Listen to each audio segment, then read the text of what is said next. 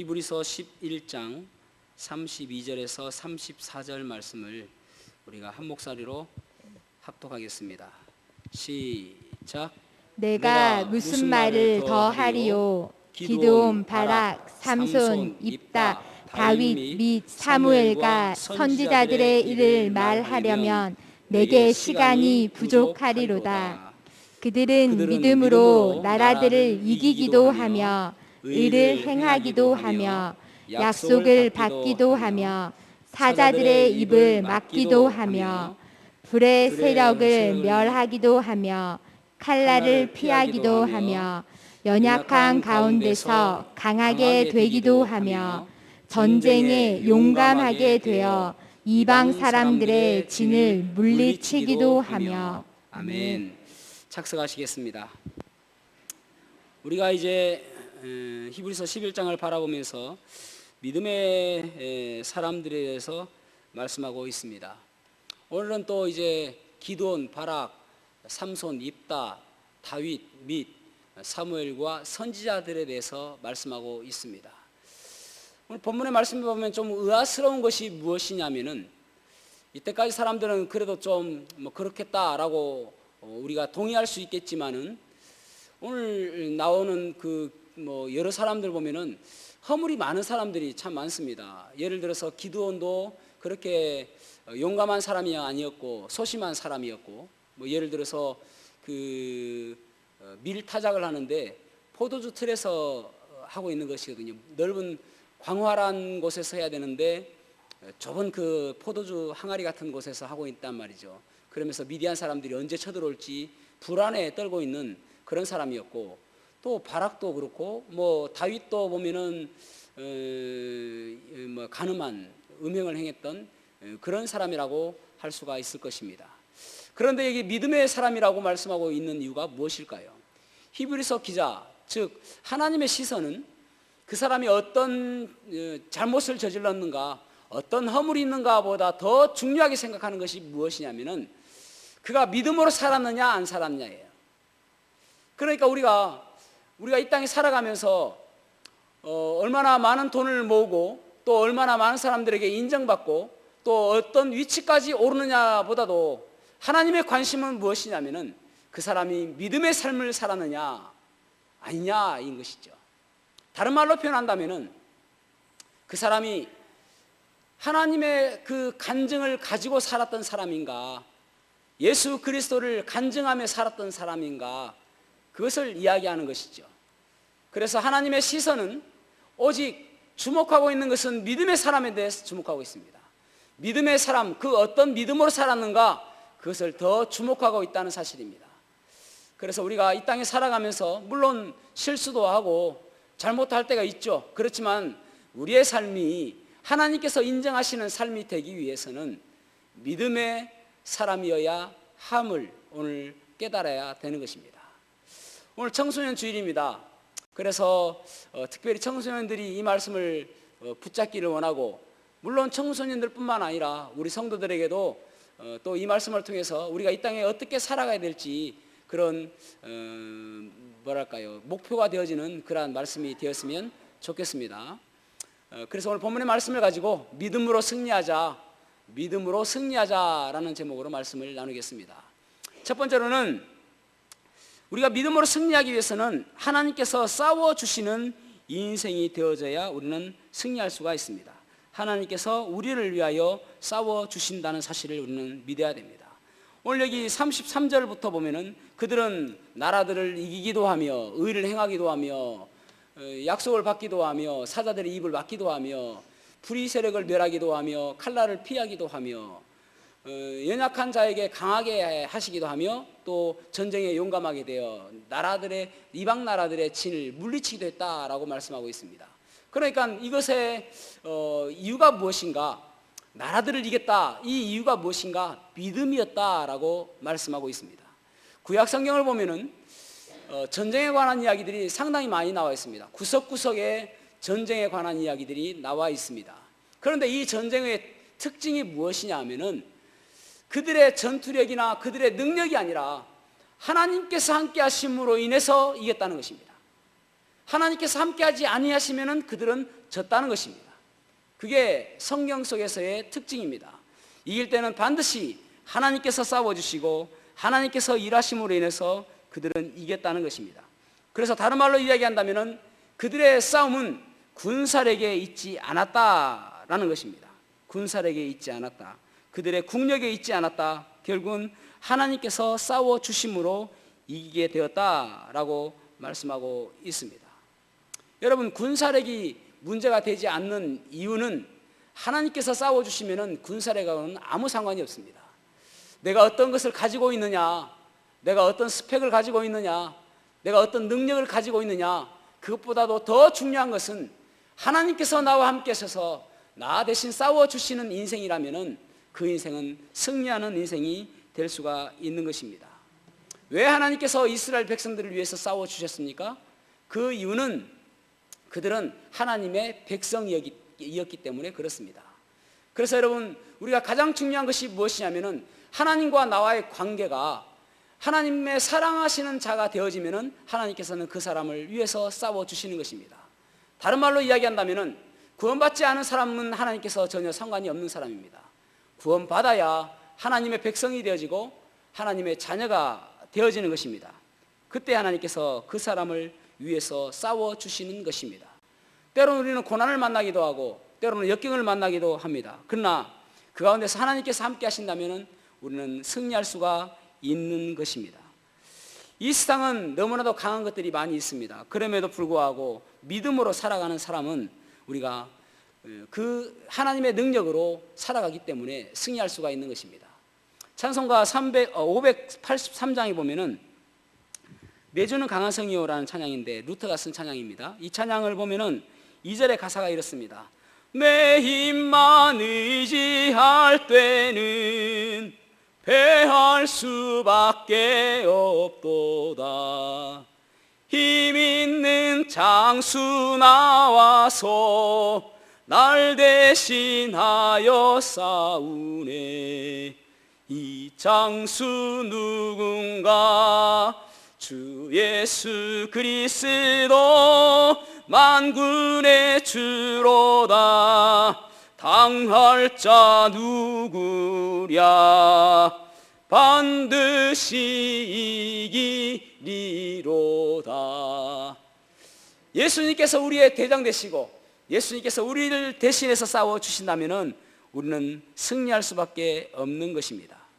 여러분, 기업에서 어떤 신제품이 나왔을 때에 그 신제품이 실패할 확률이 80에서 90%라고 이야기합니다.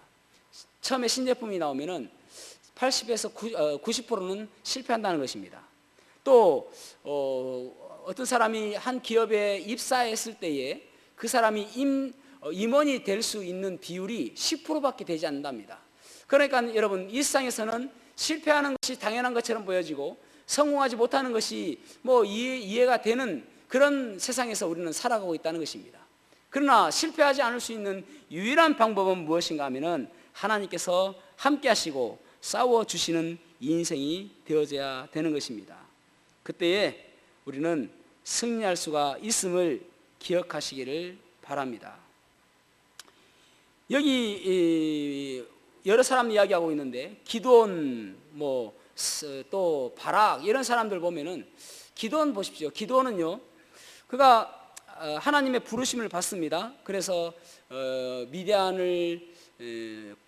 미디안과 싸워서 이스라엘을 구원하라라는 그러한 음성을 듣습니다.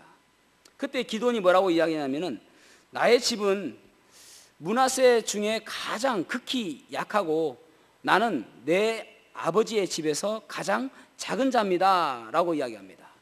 이 기드온의 이 표현은 겸손해서 하는 게 아니에요. 전이상실입니다. 나는 도저히 싸울 수 없습니다 라고 하는 것입니다. 내가 싸운다는 것은 마치 돌로 바위를 치는 듯한 그러한 게임입니다 라고 하는 것입니다. 여러분, 우리가 코로나를 보면은 참 두려움이 앞서죠. 코로나 걸리면 어떨까 하는 그런 두려움이 앞서게 될 것입니다. 그러나 이 코로나 가운데서도 우리가 배워야 될 것은 무엇이냐면은 하나님께서 함께 하시고 하나님께서 싸워주신다면은 코로나가 아니라 더 심한 전염병이 할지라도 하나님께서 지켜주실 줄로 믿습니다. 이 불안한 시기에 우리가 필요한 것이 무엇인가? 믿음인 것입니다. 그래서 사사기 6장 16절 말씀에 보면은, 자, 사사기 6장 16절 말씀 읽어보겠습니다. 시작.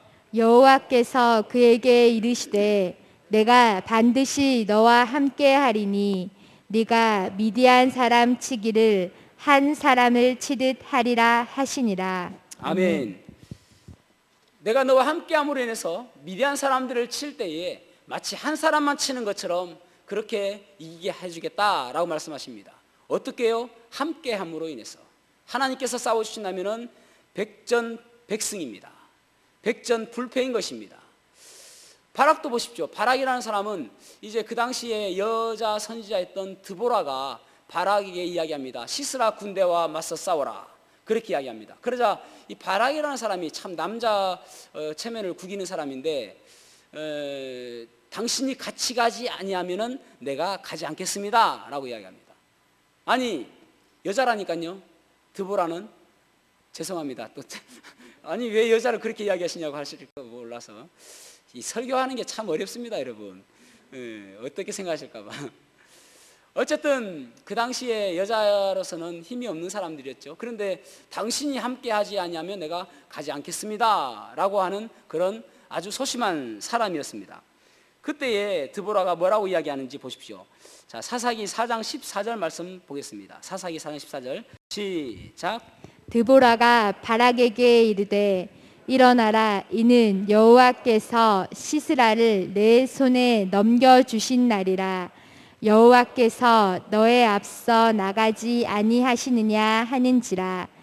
이에 바락이 10,000명을 거느리고 다볼산에서 내려가니. 아멘. 아멘. 여기 보면은 하나님께서 너 앞서간다. 하나님께서 너 앞서서 가서 모든 것들을 물리쳐 줄 것이다 라고 말씀하고 있는 것입니다. 여러분, 우리의 인생 속에서 하나님께서 나를 위해서 싸워달라고 기도하셔야 됩니다. 하나님께서 책임져 달라고 기도하셔야 됩니다. 내 인생이 내가 가지고 있는 것으로 싸우는 것이 아니라 하나님께서 나를 위해서 싸우시고 하나님께서 나를 앞서가시는 인생 될 수 있도록 도와주십시오. 그렇게 기도하신다면 여러분의 인생은 승리하는 인생이 될 줄로 믿습니다.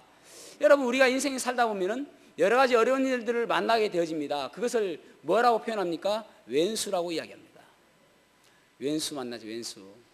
지금도 왼수를 만날 수도 있습니다. 원수를 만나게 되어지는데 그 원수 가운데 하나님께서 어떻게 하시는가 말씀하고 있는 부분이 열왕기하 17장 39절입니다. 자, 열왕기하 17장 39절도 같이 읽어보겠습니다. 시작. 오직 너희 하나님 여호와만을 경외하라. 그가 너희를 모든 원수의 손에서 건져내리라 하셨으나. 아멘. 아멘. 보십시오.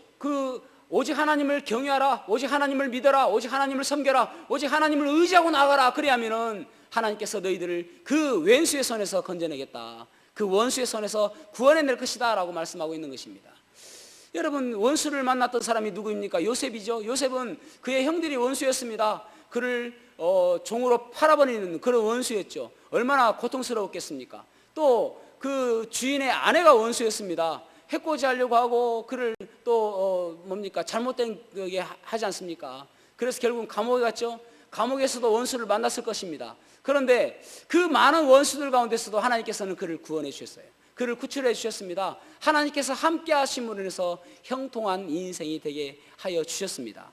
그 원수들 앞에서 요셉이 뭐라고 고백합니까? 창세기 45장 5절에 보면은 당신들이, 형들입니다, 당신들이 나를 이곳에 팔았다고 해서 근심하지 마소서, 한탄하지 마소서, 혹시 내가 당신을 해코지할까 그렇게 염려하지 말라는 말입니다. 하나님이 생명을 구원하시려고 나를 당신들보다 먼저 보내셨나이다. 아멘. 그 원수들 앞에서 하나님께서 나를 먼저 보내신 것이지 당신들이 나를 보낸 것이 아닙니다 라고 이야기하는 것입니다. 이런 고백이 어떻게 올 수 있습니까? 하나님께서 나와 함께 하심으로 인해서 내 인생은 순간순간은 어려운 일을 만나기도 하고 또 고난을 겪기도 하지만은 형통한 인생으로 하나님께서 지켜주셨습니다 라고 고백하는 것입니다. 여러분, 우리를 위해서 싸우시는 분이 바로 예수 그리스도십니다. 그렇다면 우리는 패배가 없고 오직 승리만 있는 것입니다. 다윗도 보십시오. 다윗은 그의 가장 큰 원수를 만난 것이 사울도 그의 원수였고, 사울은 날마다 다윗을 호시탐탐 죽이려고 했지 않습니까? 그 가운데서 순간순간 하나님께서 다윗을 보호하여 주셨습니다. 또 그가 만났던 것이 골리앗이었습니다. 그가 골리앗을 만났을 때에 여러분 다윗이 골리앗을 봤을 때 얼마나 두려웠으면은 그는 나가지 못했을 것입니다. 그런데 그가 가지고 있는 그것이 나는 그의 무기가 달랐기 때문에 그는 담대하게 나갈 수 있었던 것입니다. 다윗의 무기가 무엇이었습니까? 물맷돌? 아닙니다. 물맷돌은 그의 무기가 아니었어요. 물맷돌을 5개 가져갔는데 하나면 좋겠습니다. 만약 그게 무기였다면 좀 더 가져갔겠죠. 그러나 그것은 무기가 아니었습니다. 그래서 사무엘상 17장 45절에 보면은 그가 이렇게 이야기합니다. 사무엘상 17장 45절에 보면은 다윗이 블레셋 사람에게 이르되, 그러니까 이 골리앗에게 뭐라고 이야기하면은 너는 칼과 창과 단창으로 내게 나오지만, 그러니까 골리앗의 무기는 무엇이었습니까? 칼과 창과 단창이라는 것입니다. 네가 가지고 오고 있는 이 무기, 이 군사력은 스쿼드 미사일처럼 칼과 창과 단창이지만은 나는 네가 모욕하는 이스라엘 하나님 만군의 여호와의 이름으로 내게 가노라, 그렇게 이야기하잖아요. 그러니까 다윗은 지금 너의 무기는 칼과 창과 단창이지만 나의 무기는 여호와 하나님이다. 이 싸움은 하나님의 싸움이다 라고 이야기하는 거예요. 그러면서 그가 이야기하기를 내가 너를 반드시 죽여서 하나님께서 살아계심을 나타내겠다라고 이야기합니다. 이 말을 들었을 때에 하나님께서 얼마나 기뻤을까요? 막 가슴이 뛰었을 거예요. 너무 기뻐가지고 저 조그만한 거기 17살밖에 되지 않는 아주 소년인데 그 소년이 내가 싸워서 너를 반드시 죽여서 하나님이 살아계심을 나타내보겠다. 얼마나 기뻤겠습니까? 그래서 여러분 기도하셔야 됩니다. 하나님, 내가 살아가면서 하나님께서 나와 함께 하심을 다른 사람들이 느끼게 하시고, 하나님께서 나 때문에 이곳에 역사하심을 다른 사람들이 느낄 수 있는 그러한 존재가 될 수 있도록 도와주십시오. 그렇게 기도하셔야 됩니다. 하나님께서 싸워주시는 인생은 군사력이 필요가 없는 것입니다. 우리의 능력이 필요가 없는 것입니다. 우리의 학벌, 우리의 가문, 우리의 머리, 이 모든 것들이 필요가 없는 것입니다. 여러분, 기도를 우습게 생각하지 마십시오. 기도에 힘이 있습니다.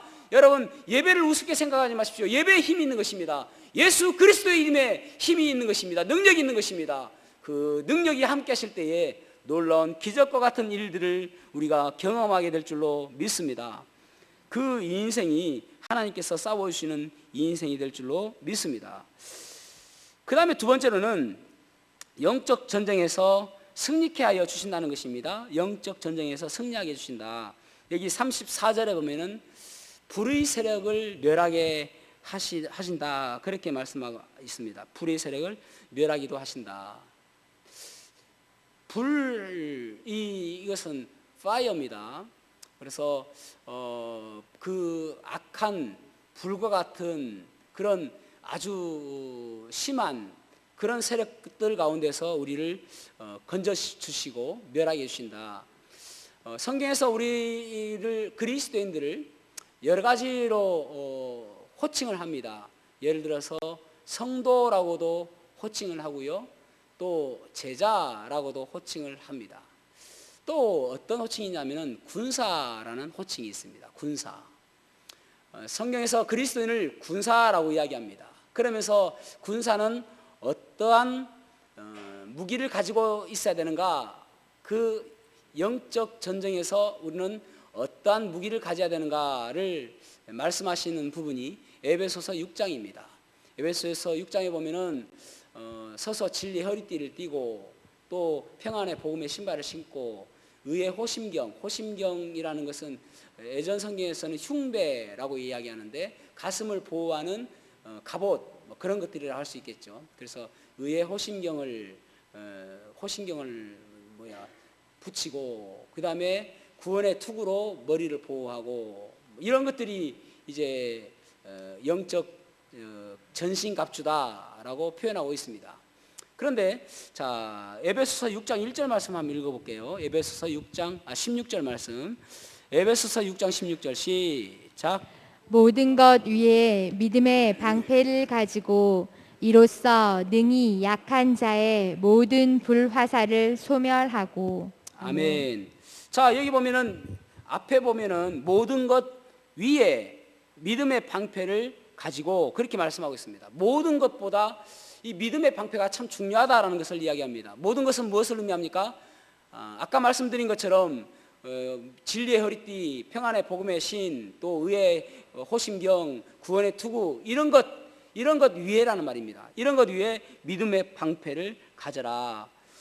믿음의 방패는 하는 일이 무엇입니까? 이런 거 다 있다 할지라도 다 뭐 구원의 투구 쓰고 가슴에 뭐 호신경 붙이고 허리띠 하고 또 신발을 신고 있다 할지라도 적의 화살을 보호할 수 있는 것이 없으면은 위험하다라는 것입니다. 그래서 화살도 어떤 화살이냐면은 불화살, 전쟁에서 불화살이 그것을 막을 수 있는 믿음의 방패가 필요하다라는 것입니다. 믿음의 방패라는 것이 어떻게 생겼냐면은 뭐 젊은 친구들은 이제 어벤져스 그 영화 보면은 캡틴이 동그란 방패를 갖고 나옵니다. 그 방패 같은 거 아니에요.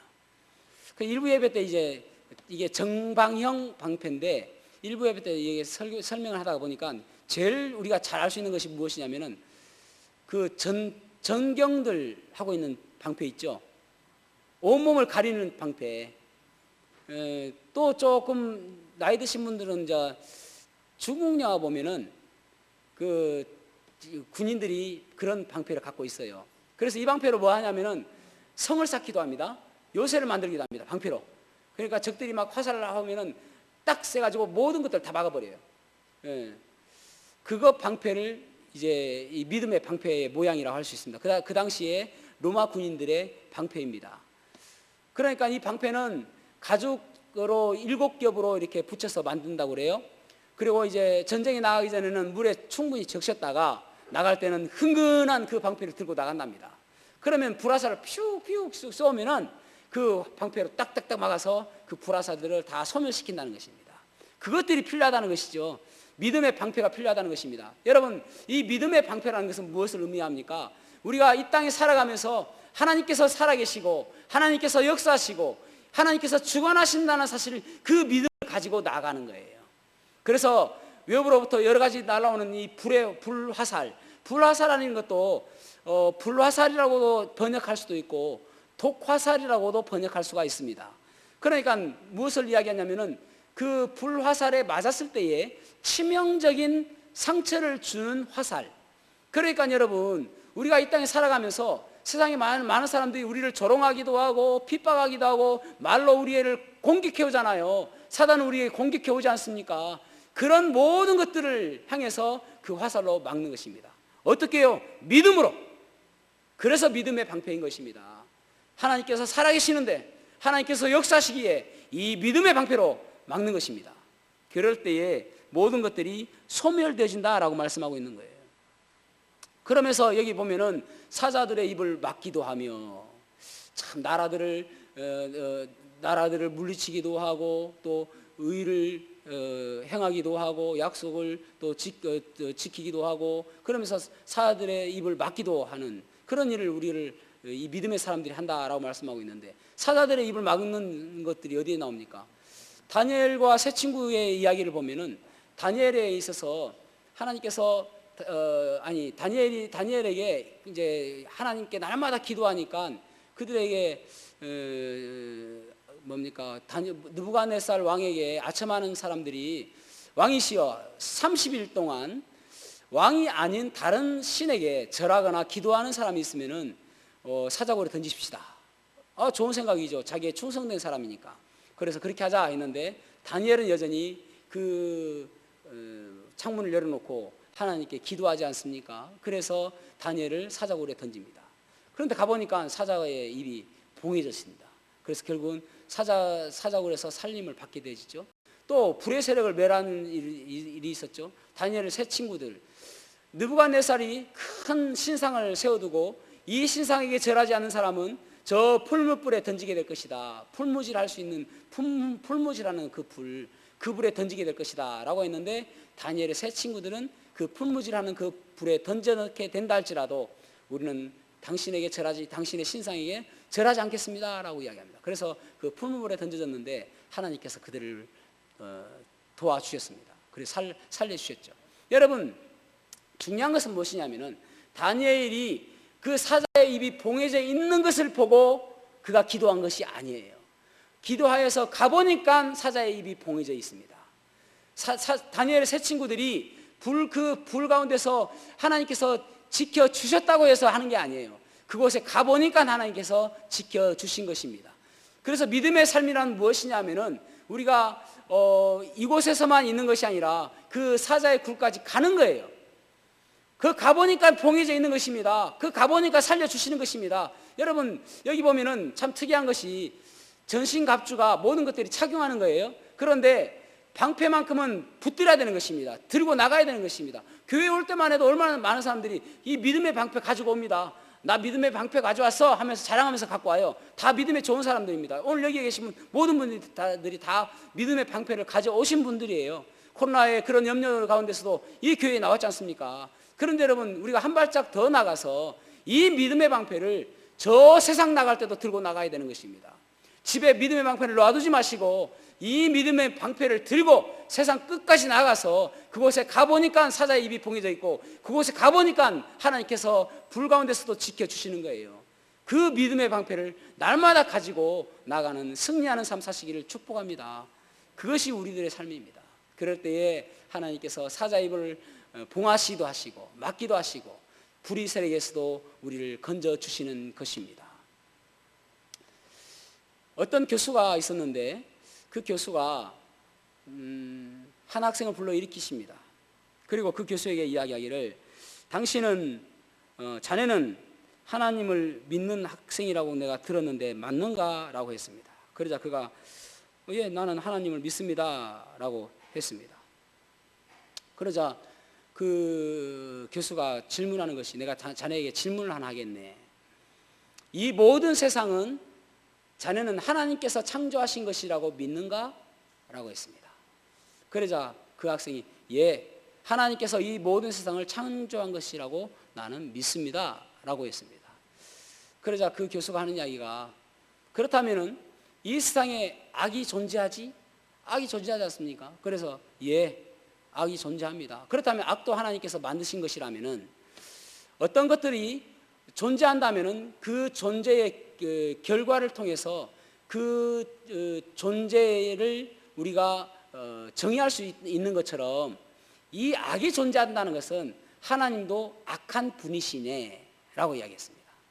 그럴싸하죠? 그러자 이 학생이 대답할 것을 못 찾고 꿀먹은 벙어리가 되었습니다. 그러자 한 학생이 손을 번쩍 들면서 교수님, 제가 교수님께 질문 하나 해도 되겠습니까? 라고 했습니다. 그러자 이 의기양양한 교수가 질문하게. 그러니까 그 학생이 이야기하기를 교수님, 이 세상은 추위가 존재합니까? 라고 물었습니다. 그러자 그 교수가 추위 존재하지. 그러자 그 학생이 하는 이야기가 아닙니다. 교수님이 틀렸습니다. 추위는 존재하지 않습니다. 물리학적으로 추위라는 것은 존재하지 않습니다. 열의 부재를 추위라고 이야기하는 것이지 물리학적으로는 추위가 존재하지 않습니다.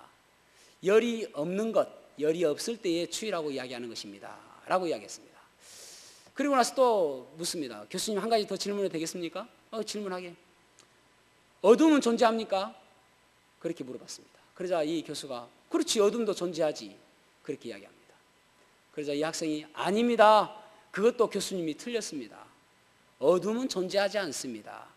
물리학적으로 빛이 없는 것, 빛의 부재를 어둠이라고 이야기하지 어둠은 존재하지 않습니다. 그래서 어둠의 그 단위를 측정할 수 있는 단위가 없습니다. 단지 빛을 측정함으로 인해서 빛이 없는 것을 우리가 어둠이라고 쉽게 표현하는 것뿐이지 어둠이란 존재하지 않습니다 라고 했습니다. 그래서 교수가 조금 개면적었습니다. 그래도 교수인데, 그죠? 그리고 나서 또 학생이 그러면 마지막으로 교수님 한 가지만 더 질문해 보겠습니다. 악이 존재합니까? 라고 물어봤습니다. 그래서 그러니까 교수가 그렇지, 악 존재하잖아 라고 했죠. 그래서 이 학생이 하는 이야기가 아닙니다 교수님, 악은 존재하지 않습니다. 악은 하나님의 부재가 악인 것입니다. 하나님이 없는 곳에 악이 있는 것입니다. 그래서 악은 존재하지 않습니다. 하나님이 없는 것입니다. 그렇다면 이 세상을 창조하신 분이 하나님이시고 지금도 살아 역사하시는 분이 하나님이신 것입니다. 악이 있는 악한 사람들은 하나님이 그곳에 없기 때문에 그런 것입니다. 그렇게 이야기를 했다고 합니다.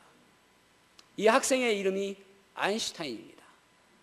사랑하는 성도 여러분, 우리는 이 땅에 살아가면서 끊임없이 하나님은 살아계십니다. 하나님은 역사하십니다. 하나님은 지금도 이 세상을 주관하신 분이십니다 라고 우리는 입술로 떠듭니다. 그러나 진짜 그 믿음으로 살아가야 되는 것입니다. 내 삶 속에서 끊임없이 하나님은 살아계시고 나를 이끄시고 나에게 승리를 주시는 분, 나와 함께 하셔서 나에게 승리를 주시는 분임을 믿고 살아가시기를 바랍니다. 그럴 때 우리의 인생 속에서 성공하는 인생, 승리하는 인생이 될 줄로 믿습니다. 마지막 세 번째로는, 그렇다면 우리가 이 온전한 믿음으로 승리한다고 했는데, 이 온전한 믿음은 우리의 삶 속에서 어떻게 나타날까요? 그것은 하나님을 경외함으로 나타난다는 사실입니다. 온전한 믿음은 하나님을 경외함으로 우리의 세상 속에, 우리의 삶 속에서 나타납니다. 그래서 여러분, 중요한 것이 무엇이냐면은 하나님을 두려워하면 사람을 두려워하지 않고, 사람을 두려워하면 하나님을 두려워하지 않습니다. 다시 한번요. 하나님을 두려워하면 사람을 두려워하지 않고, 사람을 두려워하면 하나님을 두려워하지 않습니다. 그래서 워치만 리라는 사람이 이렇게 이야기했습니다. 당신의 그 예배의 회중에 하나님을 경외하는 한 사람이 있다면, 한 사람이라도 있다면 그 예배는 달라질 것입니다. 우리 가운데 하나님을 경외하는 한 사람만 있다면 이 예배는 달라질 것이다 라는 것입니다. 여러분, 그래서 하나님의 관심은 무엇이냐면은 얼마나 이곳에 많은 사람들이 모였냐라기보다는 하나님을 경외하는 사람이 누구인가가 더 관심이 있는 것입니다. 하나님의 얼굴은 하나님을 경외하는 사람에게 향하여 있습니다. 아, 내 자녀가 나를 경외하고 나를 예배하고 있구나라고 바라보고 있는 것입니다.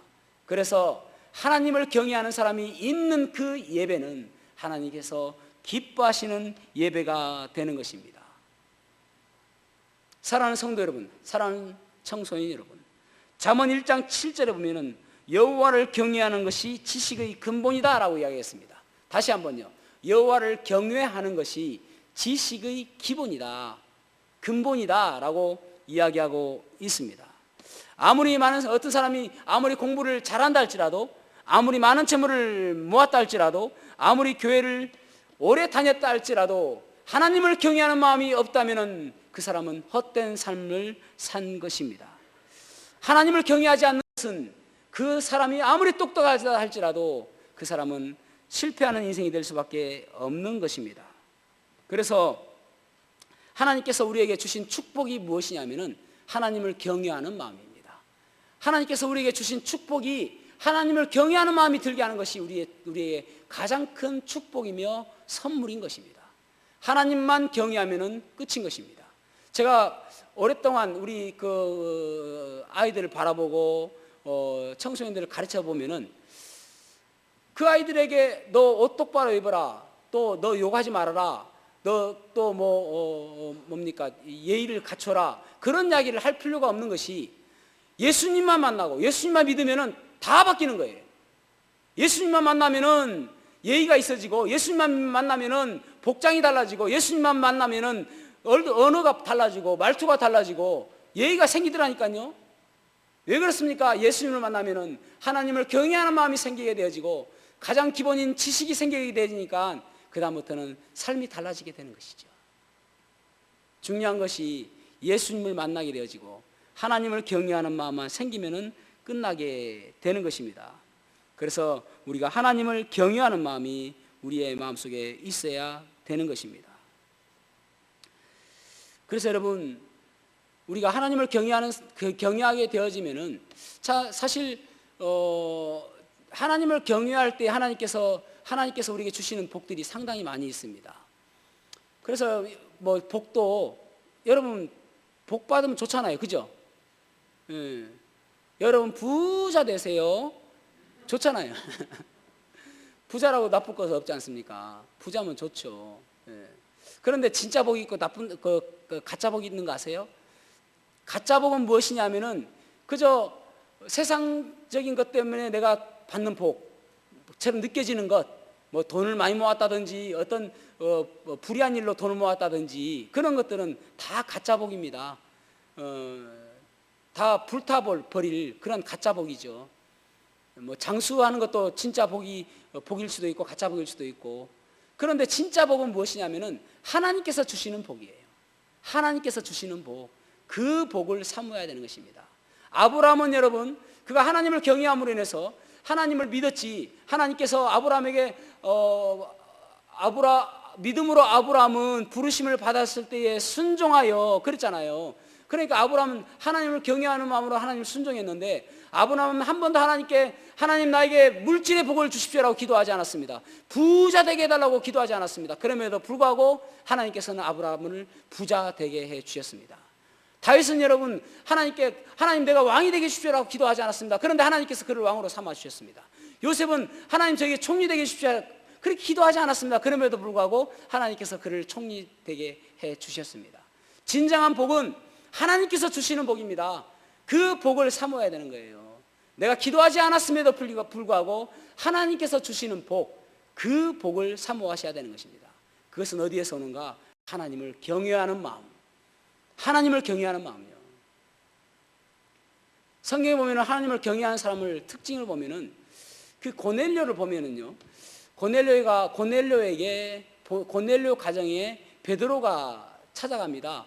고넬료는 어떤 신분이냐면은 그 당시에 로마 군인의 백부장이었습니다. 백부장이라 하면 100명 군사를 거느리는 사람입니다. 그 당시에 군인은 오늘날 공무원보다도 훨씬 힘이 있는 사람들이었습니다.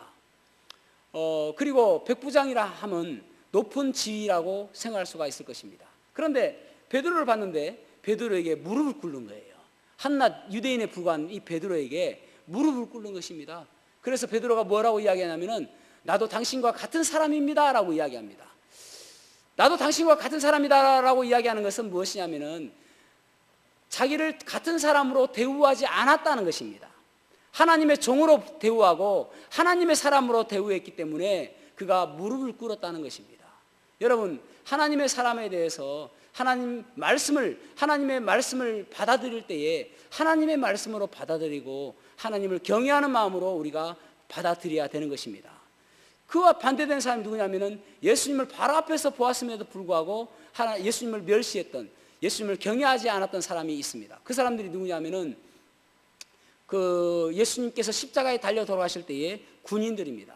그들은 예수님을 조롱하며 또 예수님을 핍박하고, 그리고 예수님을 학대하고 희롱했습니다. 가시로 면류관을 만들어서 예수님의 머리에 씌우면서 네가 유대인 왕이라며 하면서 그 가시면류관을 꾹 눌러가지고 예수님의 머리에서 피가 나오게 하고, 그러면서 갈대를 꺾어다가 예수님의 손에 움켜주면서 네가 유대인의 왕이라며, 이것은 왕의 훌이다, 왕의 훌, 왕이 잡고 있는 그 지팡이다 라고 하면서 조롱하면서 갈대를 줬다가 또 그 갈대를 빼앗아가지고 머리를 치고 침을 뱉으며 조롱했습니다. 하나님을 경외하는 마음이 없었습니다. 이 하나님 앞에 서 있던 그 사람들이 하나님을 경외하는 마음이 없었기 때문에 그렇게 행동한 것입니다. 여러분, 하나님을 경외하는 마음이 우리에게 날마다 있어야 됩니다. 하나님을 두려워하는 마음이 있어야 됩니다. 그럴 때에 하나님께서 우리들을 사용하여 주시는 것입니다. 박정희 대통령 때 이런 이야기가 있었다고 합니다. 이제 전국의 장성들을, 별자리들을 다 모았습니다. 그래서 그들에게 이제 잔을 돌리고 그러면서 박정희 대통령이 친히 이제 술을 따라주는 거예요. 그런데 이제 소장, 별 2개에 있던 한 사람이 있었는데 그 사람이 술잔을 들지 않는 것입니다. 술잔 들어, 각하, 저는 예수님 믿는 사람입니다. 알아. 그냥 잠만 들고 있어. 그럴 수 없습니다. 들으라니까 점점 언성이 높아지고 분위기가 험악해져 갑니다. 그럼에도 불구하고 꿋꿋하게 아닙니다. 저는 들을 수 없습니다. 자네 불이익 당해도 괜찮아? 예, 괜찮습니다. 그 자리에서 계급장이 떨어졌습니다. 그리고 이제 그 일로 인해서 자천을 당했다고 그래요. 그런데 한 6개월 있다가 이 박정희 대통령이 다시 그 사람을 불러서 그에게 이야기하기를, 자네만큼은 내가 믿을 수 있을 것 같아.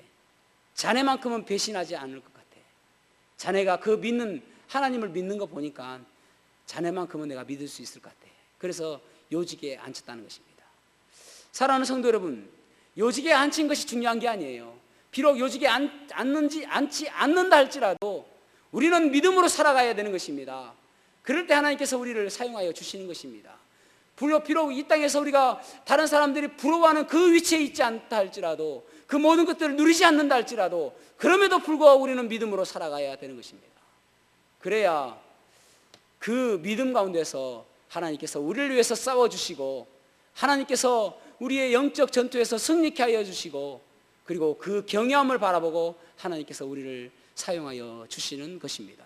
저와 여러분이 날마다 믿음으로 승리하는 삶 사시기를 축복합니다. 우리는 믿음으로 구원받았습니다. 예수님께서 나를 위해서 십자가에 달려 돌아가신 사실을 우리는 믿습니다. 나는 죄인이었고 내 죄 때문에 예수님께서 나의 죄를 용서하여 주시기 위해서 십자가에 달려 돌아가신 것을 우리는 믿습니다. 그렇다면 그 믿음으로 우리의 삶 속에서도 살아가야 될 줄로 믿습니다. 저와 여러분이 그 믿음으로 날마다 승리하는 삶 사시기를 주님의 이름으로 축복합니다. 기도하시겠습니다.